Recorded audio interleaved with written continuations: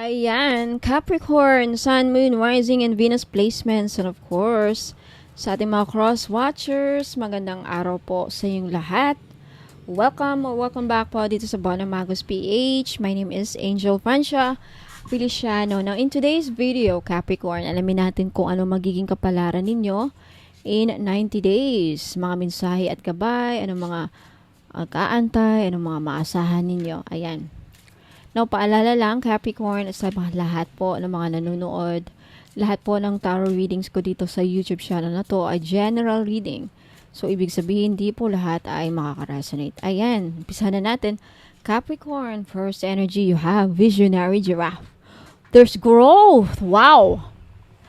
Okay, Capricorn, yung may mga goals dyan, yung mga lagi niyong binivision, you need to heighten my awareness and intuition. There's growth. What is growth? Paglalago. What is growth in Tagalog? Paglalago, paglalaki, pagmamanifest, pagtutubo. May mangyayari. Kumbaga may mangyayari. Mangyayari na. Yung mga lagi yung mga minamanifest, kasi ang vision, parang manifestation din ito eh. Vision is yung plano din. Plano, objectives, yung mga nakikita ninyo, mga yun ba? Yung mga plano ninyo. Foresight. Visionary Giraffe. Visionary, ang mga visionary people, they are always goal-oriented eh. May plano, lagi nagpaplano, malawak ang iniisip. Ang giraffe is tangkad ang giraffe, di ba, na animal. Nakikita niya lahat. Dami mo sigurong pinaplano, no, Capricorn. So, for those of you na may mga pinaplano, lahat ng mga pinaplano ninyo, in 90 days, may progress. Either may progress or mangyayari na growth. Andyan yung word growth. Congratulations. Next energy, Capricorn, you have carefree, squirrel, preparedness, practicality, manifestation. Hindi ako nagkamali. Ayan o, manifestation. There's really about your manifestation na matutupad in 90 days. Because of your vision, because of your focus. Lalo na sa mga Capricorn na laser focus sa kanilang mga objectives. So, master of all hidden treasure. Help you guard the things that matters most. Especially for those of you, Capricorn, na matagal nyo ng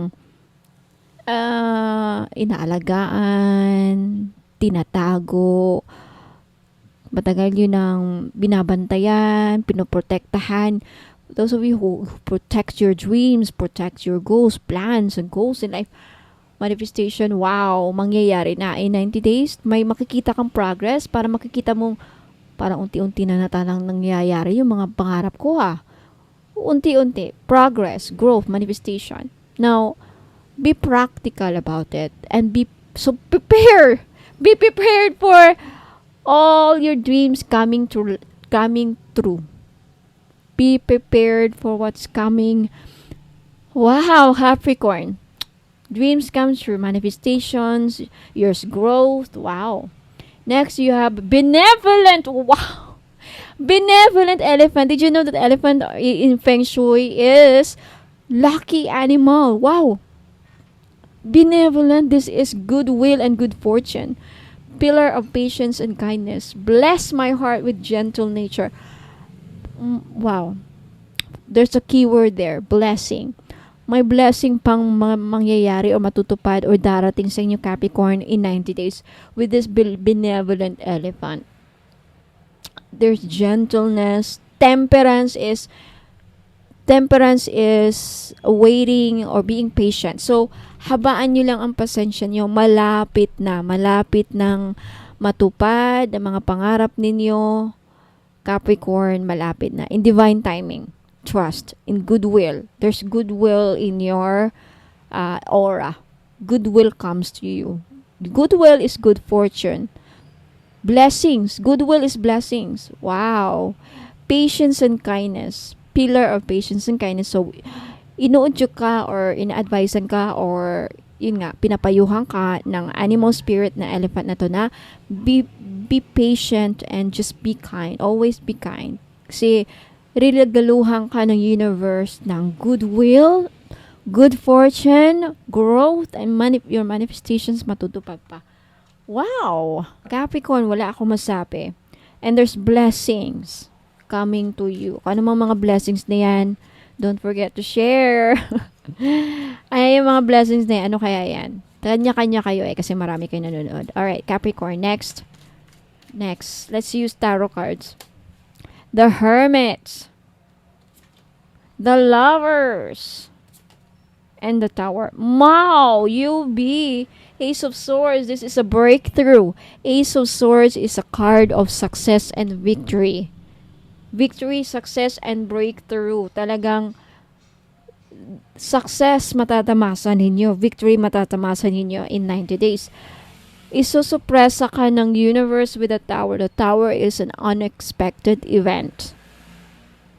Okay? For those of you, isa sa mga mangyayari is, may mangyayari sa love life ninyo na hindi nyo inasahan. Either good or bad. With the Hermit, okay. Ito ha. With regards to any decision na kailangan nyong gawin in 90 days or within 90 days, make sure na mapag-isipan ninyo mabuti with the Hermit. Make sure na nakakapagnilay-nilay kayo. What is pagnilay-nilay? Going within. Reflection. Ano, tama ba itong gagawin kong desisyon? Tama ba to? And also, lovers is making a decision if not making a choice. Unexpected event kasi ang Tower. Something that you did not expect na mangyayari, but no choice. You have to make a big decision. You have to make a decision. But irregardless of any decision, I think you will make it through with the Ace of Swords. Because Ace of Swords is also about clarity and success and pushing through, going through. So, I think karamihan sa inyo Capricorn or ilan siguro sa inyo is makakapag-decide ng tama. If with the Hermit, if you are going to harness the energy of the Hermit card, which is, ang Hermit card kasi is going within and listening to your gut feelings. Kung susundin mo ang payo ng inyong intuition, kung pakikinggan ninyo ang kutob ninyo in making a decision, then hindi ka magkakamali with the Ace of Swords. But kung sa mga desisyon nadadala ka sa sabi-sabi ng kamag-anak, kapatid, lovers, partner mo, nadadala ka, na-convince ka, then baka mamaya with the Tower, mabawasak or magugunaw or delikado. It will become, ma-realize mo na mawawasak or something like a danger will come. Yan ang nakikita ko based sa mga baraha. No? So, Capricorn, Sun, Moon, Rising, and Venus placement. Irregardless kung anong aspect yan. Relationship man yan, pag-usapan sa negosyo, trabaho, in whatever situation you are in. If darating sa punto na kailangan mong mag-decide, listen to your instincts in making a decision, then the outcome, the result will be successful. But, yun na nga sabi ko, kung nauudyok ka lang dahil na-convince ka ng mother mo, na-convince ka ng kapatid mo, parents mo, kaibigan mo, sino man yung nagka-counsel sa'yo na, ay, huwag mong ganyan. Pero iba yung kutob mo, iba yung parang hindi yan ang gusto kong desisyon. Always follow your decision because our instincts, our gut feelings, our kutob, they're always right. Laging tama ang mga kutob natin, minsan. Kadalasan talaga. There's the difference lang kasi kung kutob ba yung napapakinggan mo o utak ang nagsasabi mo. Paano mo malalaman na sa kutob nangyayaring desisyon? Feel it in your stomach. Feel it. Pag feeling galing sa dibdib at sa may in the center of our stomach, yan ang gut feelings. Ang utak natin sa isip. If you can distinguish the difference, then you'll be in the right path. Di ka mawawala. Okay? So maraming salamat, Capricorn. Let me know if nag-resonate sa inyo. Don't forget to like this video at mag-subscribe sa hindi pa nakapag-subscribe. Ayan. And also, if you want to claim this reading, you can do so. Leave a comment below if you want to claim all the manifestations coming true. There's growth. Ayan, mga goodwill and good fortune and blessings na darating. Claim it by leaving a comment. Mag-comment kayo sa baba para ma-harness ninyo ang energy ng reading. And what else? Now, for those of you Capricorn na interesadong makita yung mga paninda ko, interesadong makabili, huwag po kayong alis kasi magbibigay ako ng instruction paano, saan nyo pwedeng makita na lahat, paano kayo makapunta sa website ko, paano kayo makabili. Okay? Maraming salamat. Ingat po ang God bless. Huwag po kayong alis, magbabalik pa po. Inaanayahan ko po kayo na mag-follow sa akin sa Facebook page. Ayan, sa mga interesado pong makita ang aking mga paninda, lahat ng mga pampaswerteng produkto na binibenta ko, makikita nyo po sa website ko. Okay? Paano po nyo mahanap ang aking website? Kung pupunta po kayo dito sa aking YouTube channel, sa homepage ko, makikita nyo po dito yung description ng aking YouTube. Ayan po. Pag i-click nyo yan, makikita nyo po yung description ng aking YouTube channel. Sa pinakababa po, nandyan po ang mga links ng aking website at Facebook page. And to make sure po na ako po ang napafollow ninyo sa Facebook page at hindi po yung gumagaya sa akin na scammer, mag-ingat po kasi may gumagaya po sa Facebook page ko. Pati profile pic ko, pati mga postings ko, pati lahat na ng mga pinopost ko, ginagaya, live selling, lahat na ginagaya. Pero hindi lang po nila magagaya yung mode of payment ko. Lagi ko po kayong papaalahanin na yung mode of payment ko po, 3 lamang po. Okay? GCash, CIMB Bank, at Maya Wallet. Wala po akong BDO, wala po akong BPI. Yung bank ko po, iisa lang. CIMB Bank lang po. At iisang pangalan lang po ang magre-receive ng inyong pambayad. Angel Francia Feliciano. Pag iba pong pangalan ang papadalhan ng inyong pambayad, ingat po, scammer po yan. Baka akala nyo ako yung isang Bono Magos na nakakausap nyo, but then magugulat kayo, hindi Angel Francia Feliciano ang papadala nyo ng pera. Scammer po yan, mag-ingat po, hindi po ako yan. Okay? So ayan po, now punta lang kayo dito sa aking YouTube channel homepage, and then makikita nyo yung description ng aking YouTube, at sa pinakababa andyan po yung links ng aking website. Sa website po, makikita nyo po ang lahat ng produkto na meron ako.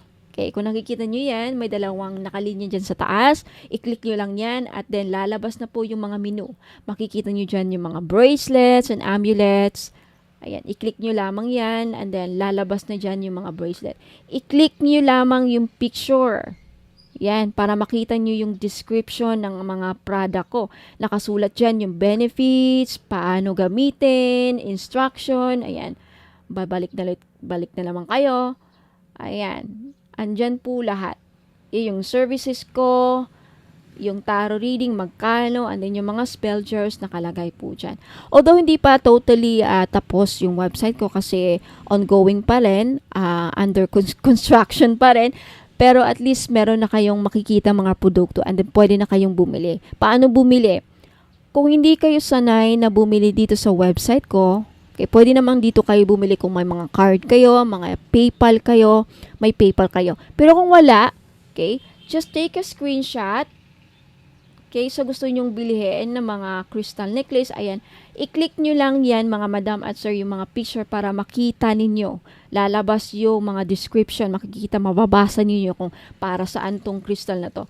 Take a screenshot of the item, and then, pagkatapos yun ang makuha, pagtapos na kayo sa mga screenshot ninyo, na-screenshot nyo na yung mga gusto nyong bilhin, ipadala nyo po dito sa Facebook page. Dito po kayo mag-click to make sure na ako po yung napafollow ninyo. Ayan.